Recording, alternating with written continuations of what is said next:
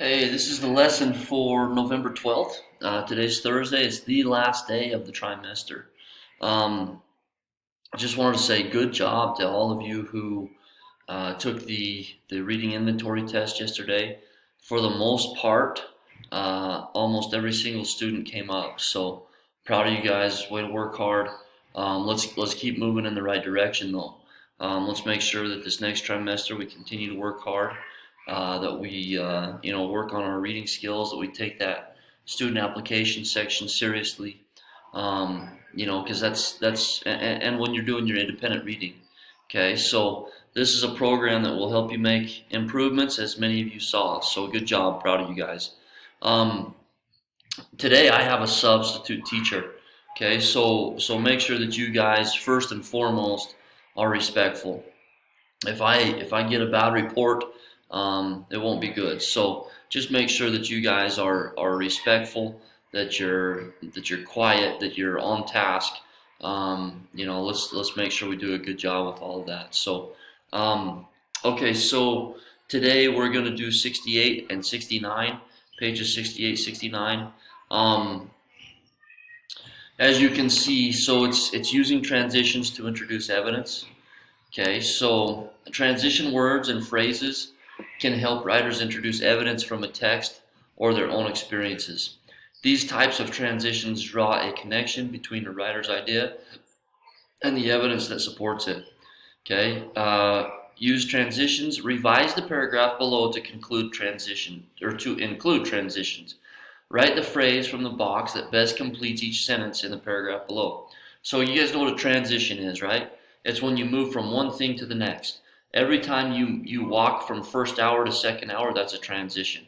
Every time you're in class, especially in Read 180 class, as you move from the bookwork on Canvas to student application, that's a transition. Then from student application to independent reading, that's a transition.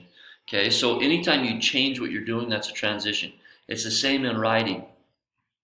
So what we need to do here is you need to revise the paragraph below to include transitions. Write the phrase from the box that best completes each sentence in the paragraph below. Story of a child slave. Describes how James Coffey Annan became a child slave. Blank, that James' father, who had 11 children, sold James into slavery. The article points out, in addition, the article states, furthermore, the article includes, for instance. Okay, so my guess is probably going to be the first one. The article points out that James' father, who had 11 other children, sold James into slavery. Blank, his parents couldn't read. They struggled to support their family. Um, let's see. In addition, the article states uh, his parents couldn't read. They struggled to support their family. The article talks about how poorly James was treated while working as a slave or fisherman. For instance, the article states that James received little food while he worked. Furthermore, the article includes details about how the fisherman yelled at James and beat him. Okay, so you're going to use these transitions to fill this out. I want you to do that. Okay. All right. Moving on to page 69. Sentence fragments. Okay. The way I like to think of a fragment. If I took a plate, a glass plate, or a glass bowl, or a glass cup, and I dropped it on concrete and it shattered into pieces, that would be fragments, right? It's shattered into fragments. So a sentence fragment expresses an incomplete thought. So it's just a piece of the sentence. It does not have a subject, a main verb, or both. Fragments often begin with joiner words such as so, because, but, and since. A complete sentence expresses a complete thought. It contains a subject and a main verb. Strong writers use complete sentences so their writing is clear. For many years, James was enslaved on a fishing boat. Okay, so that's a complete sentence. The sentence fragment, and forced to work for long hours for no pay. So who was forced? It's missing a subject, right? Getting yelled at and not being fed well. Okay, so when was that happening and to whom? Okay, James wanted to escape. That's a complete sentence, right? So James, we got the subject James. We got the subject and the predicate. He wanted to escape. So subject is James, predicate wanted to escape. Okay, so write F in the box next to each sentence fragment, and then write C in the box next to each complete sentence. So make sure that they have a complete subject and predicate, okay?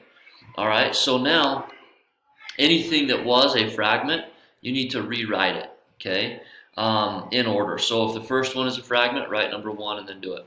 If the second one was a fragment, write number 2 and then do it, okay? Now I want you to look back at your draft that you turned in the other day. Hopefully you saved it on Word. And did you use transitions to introduce evidence? And does your draft include sentence fragments that need correcting? Okay, I want you to look back and see if you use transitions. So transition words like then, or first, or then, in conclusion, okay, things like that, they really help as you guide your writing. So make sure you look back and see if you did. So read through it, see if you can add anything to make your draft better. Okay, all right. Let's turn in 68, 69. You will also need to turn in your reading log today. Okay. Once you are finished with this and your reading log, okay, I'm going to give you time to go do as many missing assignments in my class as you can find. Okay. If you don't have any, if you're completely caught up, and some of you are, I want you to, you could do student application or reading. Do that for 20 minutes, and then the final 20 minutes, if you want to work on anything for any other classes, you're welcome to do that. Once again, though, I want you to hear this. Hear me loud and clear. Please make sure that you're using your time wisely. Okay, I want to make sure that you. This is just because there's a sub here today does not mean that you guys have time to just goof off, okay, and be out of your seat and messing around with things that aren't needed.